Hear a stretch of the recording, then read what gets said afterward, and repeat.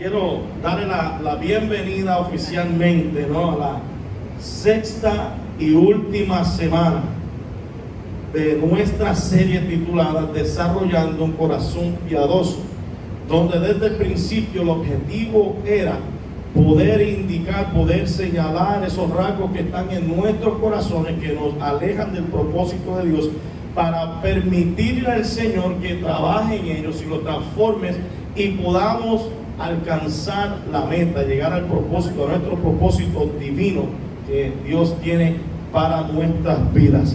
Y como verso clave o base de esta serie utilizamos Proverbios 4:23, que se lee por la bendición del Padre, del Hijo y del Espíritu Santo.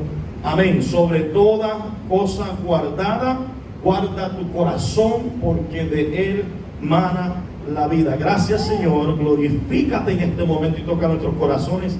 Habla nuestras vidas. Espíritu Santo, muévete libremente. Tú conoces la necesidad. Dios mío, ten misericordia de todos nosotros y transfórmanos, Dios mío, que salgamos de estas puertas diferentes de lo que entramos.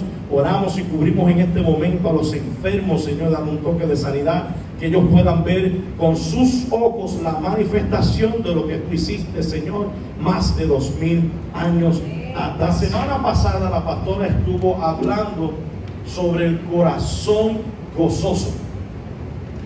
Estuvimos aprendiendo que el gozo que tenemos del Señor viene de adentro. El gozo jamás podrá venir de afuera. Las cosas que vienen de afuera alteran nuestras emociones a tal grado que nos mantienen como una montaña rusa. ¿Sabes lo que es una montaña rusa?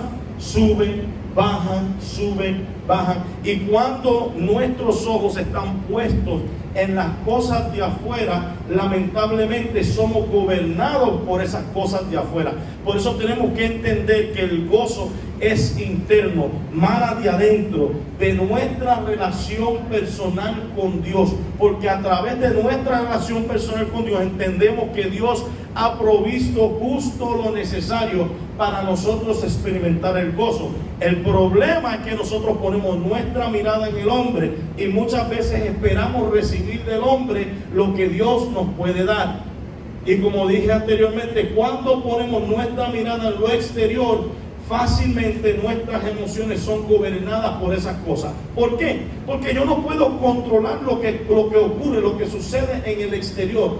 Más bien yo puedo controlarlo de mi interior. Y cuando entiendo que el gozo que el Señor deposita en mí está en mi interior, fácilmente cuando experimento cualquier situación difícil, puedo centrarme en lo verdadero. Puedo mantenerme en la compostura y entender que el Señor es mi fortaleza. Sí, el gozo del Señor es mi fortaleza. Pero hoy no vinimos a hablar del gozo. Solamente estaba recapitulando lo que la pastora habló la semana pasada y la importancia del gozo. En las semanas anteriores, ¿se acuerdan que hablamos de la queja? Hablamos de la cobardía, hablamos de la envidia, y estos corazones que tenían estas descripciones, ¿no? Enseñaban que era peligroso porque nos alejaban de Dios. La queja nos hacía ver todo mal. La cobardía nos hacía enganchar los guantes cuando veíamos cualquier reto. Y aprendimos que teníamos que ver los retos con valentía, no con cobardía. Y la envidia, déjalo ahí, eso es de Dios. Nos tenemos que gozar lo que ocurre en nuestra vida y también lo que Dios hace en la vida de nuestros hermanos. Como alguien que está entendiendo la palabra que Dios está hablando. Y hoy oficialmente culminamos con esta serie que se titula, como dijimos anteriormente, Desarrollando un Corazón Piadoso. Recordemos que el gozo viene de adentro, no de afuera. Viene de adentro y parte de nuestra relación con el Señor. Por eso hoy estaremos enfocándonos en el corazón humilde. Y es la razón por la cual titulamos esta predicación Un Corazón Humilde. La palabra humildad se deriva del latín humilis, humus, que significa tierra.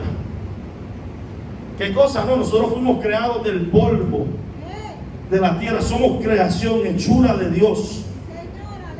Y la humildad es una virtud que proviene de Dios. Y nos ayuda a nosotros a desarrollar conciencia de quiénes somos, dónde estamos parados, de dónde hemos venido, de dónde Dios nos ha sacado. Eso es lo que hace la humildad. Pero comienza con una vida crucificada y con la obra transformadora del Espíritu Santo de Dios.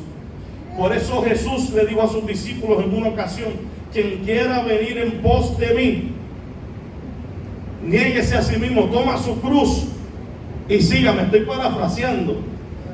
Y sígame. ¿Por qué? Porque el discipulado es algo que comienza, la humildad es algo que comienza con una vida crucificada y con la obra transformadora del Espíritu Santo. Pero si hablamos de humildad, hermano, definitivamente tenemos que hablar de las consecuencias de lo que es opuesto a la humildad, que es el orgullo.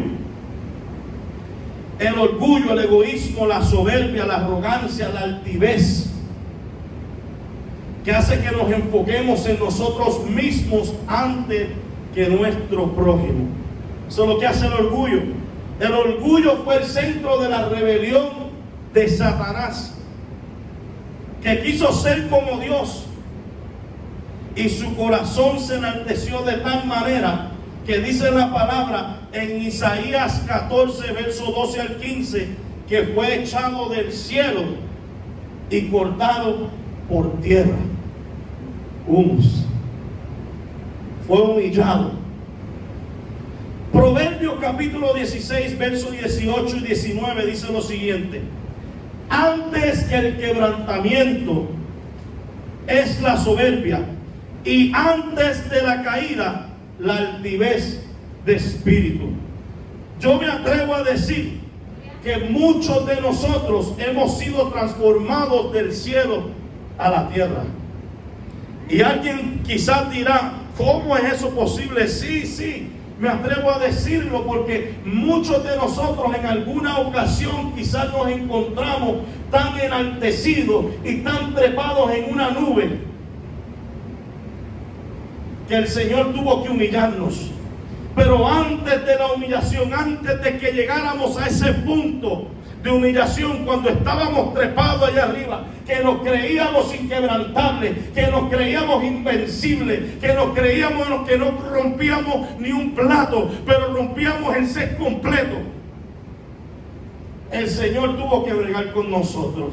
¿Y qué pasa? Que cuando llegamos a ese punto de altivez, que nos vemos como que los pavos reales, que podemos caminar y la gente nos tiene que tirar la alfombra roja, llegó aquí el presidente, Dios tiene que humillarnos para nosotros caer a un punto bajo y poder decir: espérate, que aquí es que el grande es Dios. Y yo sé que muchos se pueden identificar con esto. Muchos que hemos sido transformados pueden decir: yo di un cambio porque Dios me transformó del cielo a la tierra. Y cuando recibí al Señor, cuando comencé a ser transformado, cuando el Señor depositó su espíritu en mí, mi lenguaje comenzó a cambiar, mis acciones comenzaron a cambiar, mi vida comenzó a cambiar, y la gente finalmente pudo decir: wow, Pedrito dio un cambio del cielo a la tierra. Humus. Humillación. Alguien que repita conmigo: humillación. Antes del quebrantamiento es la soberbia, y antes de la caída la altivez de espíritu. Humillación. El problema con el orgullo es el siguiente: es que el orgullo se puede vestir de ropa cara. El orgullo se puede comprar el mejor carro. El orgullo se puede comprar la mejor casa. El orgullo puede hacerte sentir por encima de tus hermanos. El orgullo te va a hacer pensar que estás bien cuando estás mal. El orgullo te enaltece de tal manera que todos van a ver a todos los que te rodean como la fuente del problema que tú tienes. El orgullo te va a hacer a ti pensar que los que te han herido tienen que venir hacia donde ti para pedirte perdón. Gloria a Dios. El orgullo te va a endurecer el corazón de tal manera que nos va a hacer perder bendiciones de Dios. El orgullo va a hacer que nos querramos llenar de bienes materiales. ¿Por qué? Porque el bien material enaltece el ego de alguna manera. Y no estoy diciendo, hermano, que está mal vestirse de buena ropa. Yo me he visto de esta buena ropa, mira, me la regalaron. Y la persona que me la regaló me dijo que era de un second. Y yo la acepté con mucho cariño. No estoy diciendo que tener zapatos buenos es orgullo. Es que donde está nuestro corazón, que está nuestro tesoro. Yo puedo tener un buen carro porque el Señor me bendijo con un buen carro y puedo ser una persona humilde. Pero el orgullo va a llevar a una persona altiva a decir: yo soy humilde y manso como Jesús. Pero nos olvidamos de que el orgullo no grita. Perdón, la humildad no grita, pero el orgullo sí. Porque el orgullo le gusta ser visto por los demás. El orgullo le gusta ser el centro de atención. El orgullo le gusta demandar respeto. El orgullo no le gusta ser corregido. Para el orgullo todos están mal, ninguno lo hace bien.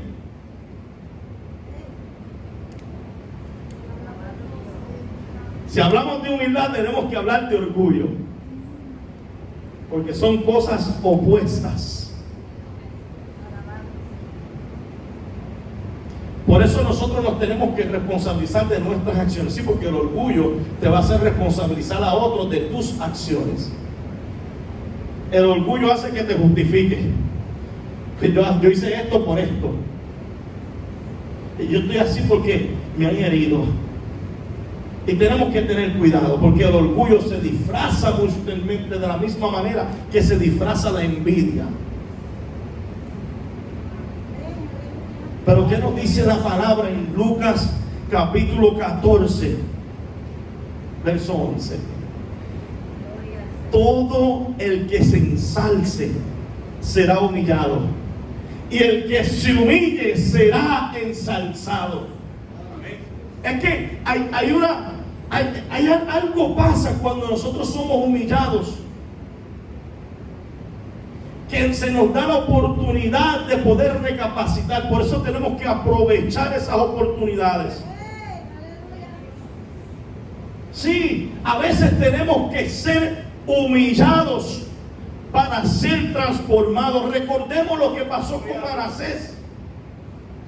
Sí, Manasés, a la edad de 12 años, había recibido el legado de un reinado piadoso de parte de su padre, Ezequías.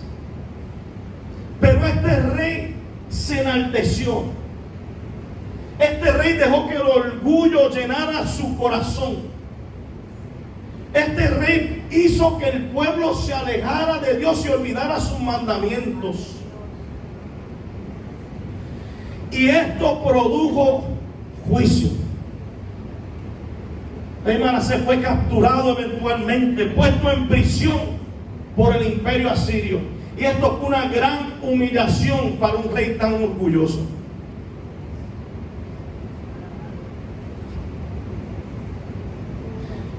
Esta situación pudo haber dejado a Manasés tirado en el piso. Pero tú sabes lo que me encanta de esta historia, que Manasés en ese punto bajo, recuerden, antes de la caída, la altivez de espíritu, es la soberbia. Y Manasés en su punto tan bajo pudo reconocer en dónde estaba. Manasés pudo arrepentirse de todo lo que había cometido. Y sabes que Dios oyó su oración. Dios oyó su oración, lo vemos en 2 de Crónicas 33, 12. Y algo similar pasó con el rey Nabucodonosor. Un rey que había alcanzado lo que había alcanzado y en una ocasión se paró delante de su imperio a darse manotazos en el pecho. Lo estoy parafraseando, hermano. No estoy diciendo que eso pasó. Y comenzó a decir, mira la grandeza. Se enalteció. El orgullo llevó al rey Nabucodonosor al campo, con las bestias del campo, comiendo hierba. Dice la palabra que hasta uñas de ave le salieron. Plumaje, lo que hace la soberbia. Entra un espíritu de error y te hace ver todo, que todo el mundo está mal alrededor de ti. Cuando experimentamos esas cosas, tenemos que hacernos una sola pregunta: ¿qué está pasando conmigo? Porque si un hermano comete un error, pues perfecto, pero que siempre sean los hermanos y siempre sean las personas que me rodean y siempre sean los del trabajo que me hacen la guerra. Bueno, en un momento tenemos que mirar hacia adentro, a lo interno, no lo externo. No todo lo que pasa es la persona que nos rodea, sino en la manera en que nosotros estamos percibiendo y estamos actuando. Solo digo eso. Pero qué bueno, gloria a Dios, que el rey Nabucodonosor pudo llegar a un punto tan bajo donde estaba, porque en un momento pudo arrepentirse. Dice la palabra que él perdió la razón, pero cuando se le vino la razón, pudo poner su mirada en lo alto, pudo arrepentirse. Y cuando se encontró en ese momento, levantó su mirada al cielo y pudo decir: engrandezco y glorifico al Rey de los cielos, porque Él puede humillar a los que andan con soberbia. El rey Nabucodonosor, al igual que Manasés, fue humillado, pero fue transformado. Y yo creo que son en esos puntos bajos que podemos entender a través de la palabra, que podemos entender que nadie está tan perdido como para que Dios no lo pueda hallar. Nadie está tan bajo para que Dios no lo pueda levantar. Lo que necesitamos es poner nuestra mirada en el Señor. Lo que necesitamos es, en esos puntos bajos donde nos encontramos en nuestra vida, alzar nuestras manos como Pedro levantó su mano cuando se estaba hundiendo en el mar.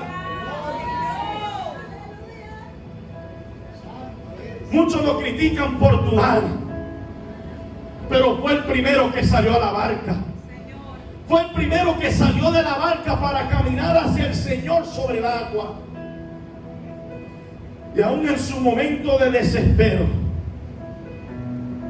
Pedro pudo fijar su mirada en el Señor.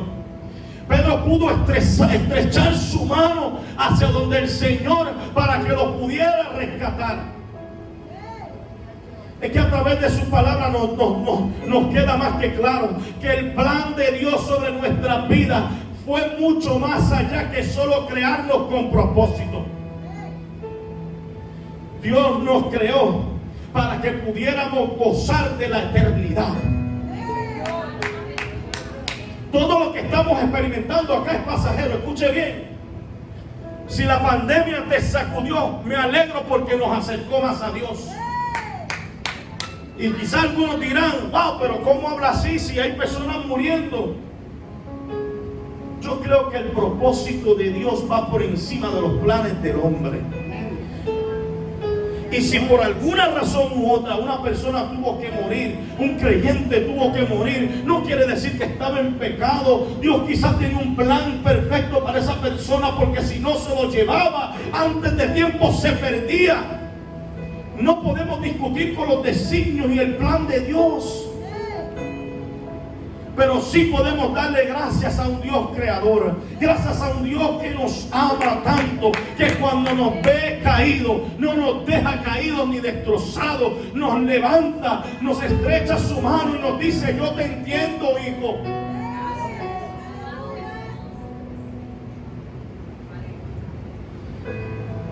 Nadie está tan perdido que Dios no lo pueda hallar.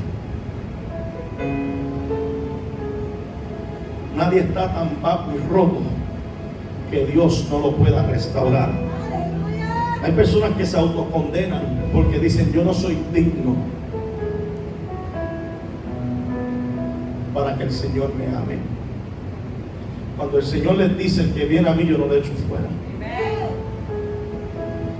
Pudiste haber matado, pudiste haber herido, pudiste ser la peor persona del mundo, pero el Señor te dice: tengo planes contigo.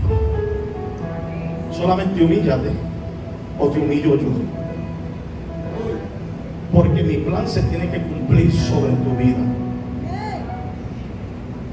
Si hablamos de personas malas, tenemos que hablar de Pablo. Pablito, el perseguidor de la iglesia, que en sus planes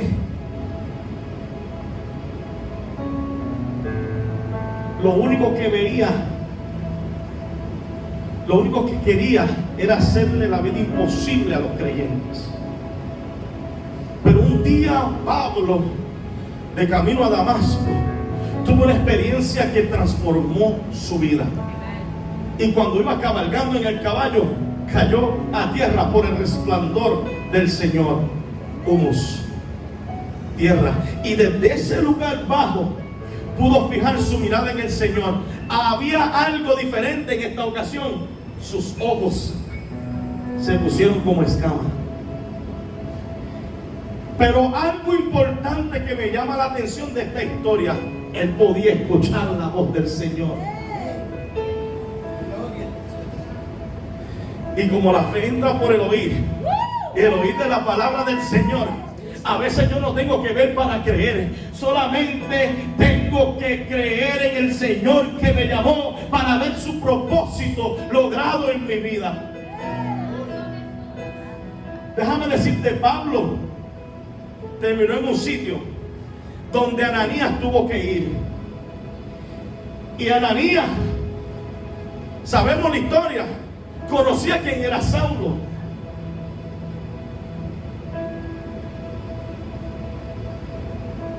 Pero cuando Dios hace algo, Dios lo hace bien.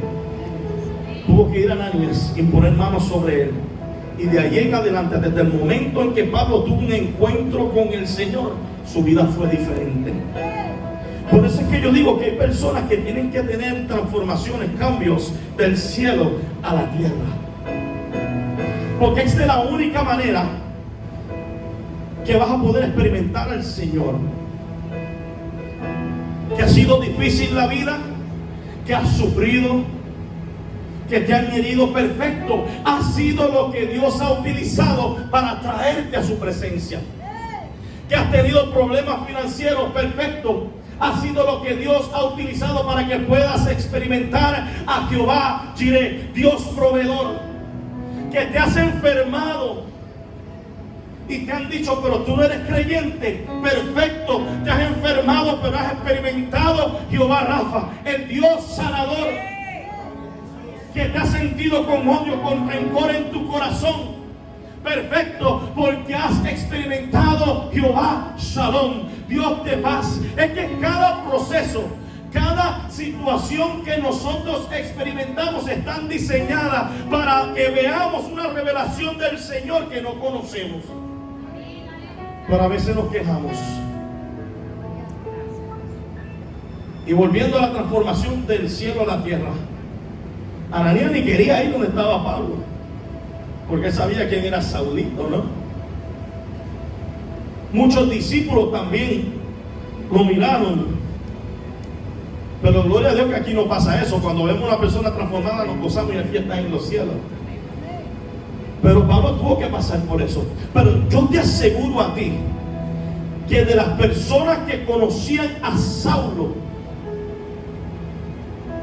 en algún momento, cuando vieron la transformación de Pablo, tuvieron que decir, esto lo estoy diciendo yo, tuvieron que decir probablemente, wow, ese sí que dio un cambio del cielo a la tierra. Acompáñame, del cielo a la tierra.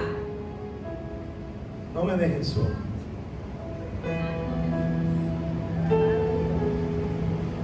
Dios resiste a los soberbios y da gracia a los humildes. Está en Primera de Pedro capítulo 5, verso 5. Él perdona y transforma a un pecador humillado. Él levanta a alguien que reconoce que su socorro viene de lo alto. Por eso el salmista pudo decir, ¿de dónde vendrá mi socorro? Y él miraba al monte, pero no era del monte que venía el socorro, era de Jehová, quien hizo los cielos y la tierra. Todo lo que te ofrece la vida horizontalmente, acá se queda, temporero. Pero lo que Dios ha provisto para nosotros es eterno. Dios perdona a un pecador quebrantado,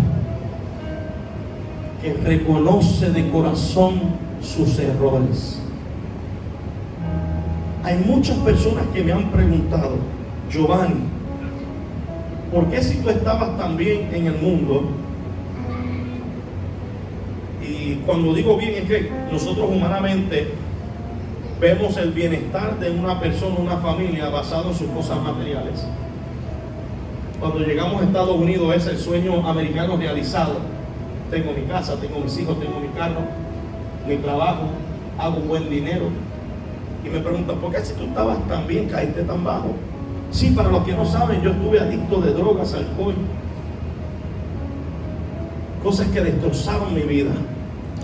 Y dijeron, pero si tú lo tenías todo y estabas feliz, ¿cómo terminaste tan bajo, arrastrándote por las calles, pidiendo dinero por ahí? ¿Cómo es posible? Tenías tu esposa, tenías tu buen trabajo, estabas feliz.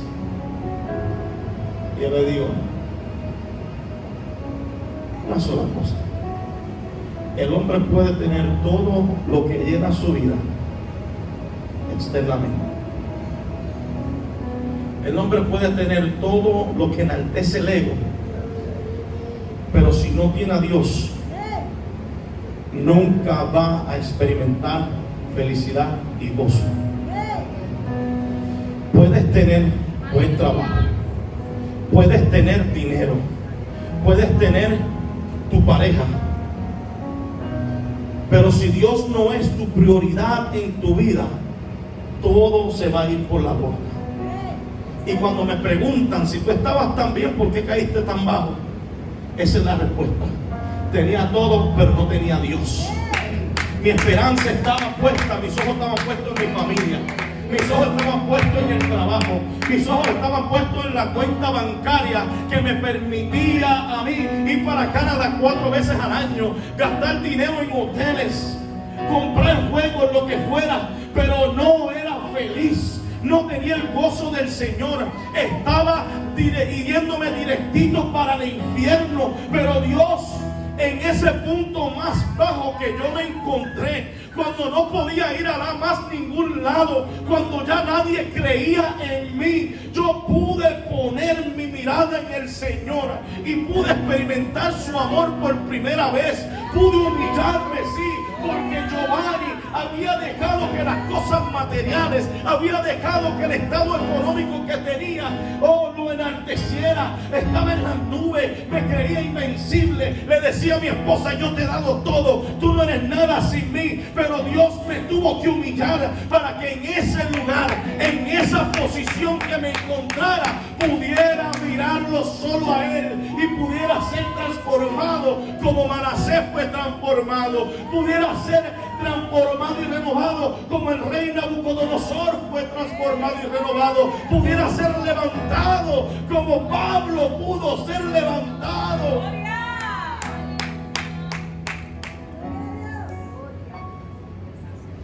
Es que necesitamos un corazón humilde.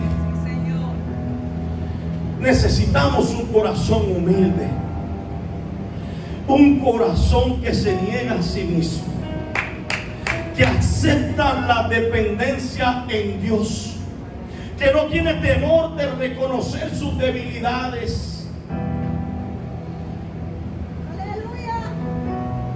que está dispuesto a responder al llamado divino de servir y de dar su vida por otros, porque reconoce la necesidad que hay. Un corazón humilde como el del rey David, que decía a cada vez humilde y transparentemente: he pecado contra ti, Señor.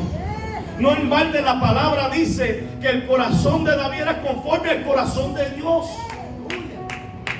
Un hombre que pecó tantas veces, un hombre que quiso levantarle un templo al Señor, pero no se le permitió.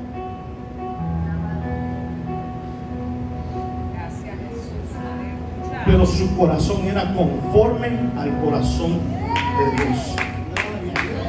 Su corazón era tan bueno que aún sin Dios pedirle un templo, él anhelaba hacer algo para Dios.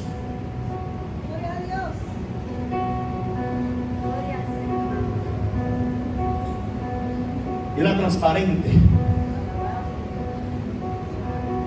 Corazón humilde, que podía entender su debilidad, que podía entender sus limitaciones, que podía entender que sin Dios nada era.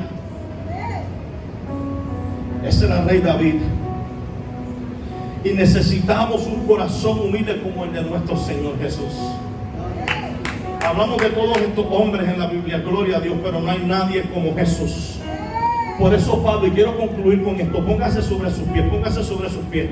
Yo estoy pidiendo que alguien abra su corazón en este momento. Yo estoy pidiendo que nosotros abramos nuestro corazón en este momento. Yo quiero concluir con esto. Y que mientras yo digo estas últimas palabras, podamos hacer una examinación interna de lo que hay en nuestro corazón. Si venimos hablando acá de los corazones, que es importante la salud espiritual de nosotros para poder tener una vida en paz, para poder llegar al propósito que Dios tiene en nuestras vidas.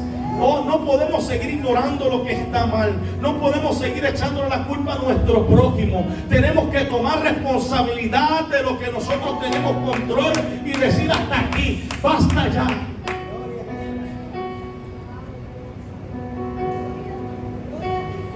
Necesitamos un corazón humilde como el del Señor. Es la razón por la cual Pablo exhorta, escuche bien, a seguir a Jesús de manera humilde. Filipenses 2, 6 al 11. O 5 al 11, al 2 al 11, perdón, dice: haya pues en vosotros este sentir que hubo también en Cristo Jesús, el cual siendo en forma de Dios, no estimó al ser igual a Dios como cosa a que aferrarse, sino que se despojó a sí mismo, tomando forma de siervo, hecho semejante a los hombres, y estando en la condición de hombre, se humilló a sí mismo, haciéndose obediente hasta la muerte, y muerte de cruz. Por lo cual Dios también le exaltó hasta lo sumo y le dio un nombre que es sobre todo nombre, para que en el nombre de Jesús se doble toda rodilla de los que están en el cielo y de los que están en la tierra y debajo de la tierra, y toda lengua confiese que Jesucristo es el Señor, para la gloria de Dios. Jesucristo en su posición pudo haber dejado que su deidad lo enalteciera, pero no fue así. Por amor a ti, por amor a mí, se humilló hasta lo sumo, se humilló hasta lo más bajo posible. Pero dice en la palabra que Dios no lo dejó abajo, Dios lo levantó, Dios lo enalteció, Dios lo exaltó hasta su diestra, dándole un nombre que es sobre todo nombre. Oh, y esa exaltación de Cristo es lo que nos lleva a nosotros a darle gloria, a darle alabanza, a decir: tú eres digno, Señor. Tú eres el mayor ejemplo de humildad que nosotros podemos ver. Y digno, solo ante ti yo me humillo, Señor. El Señor está tocando corazones en este momento que acepten en donde están parados, que acepten su posición. Es lo que está buscando el Señor. El altar está abierto. Quiero orar por ti.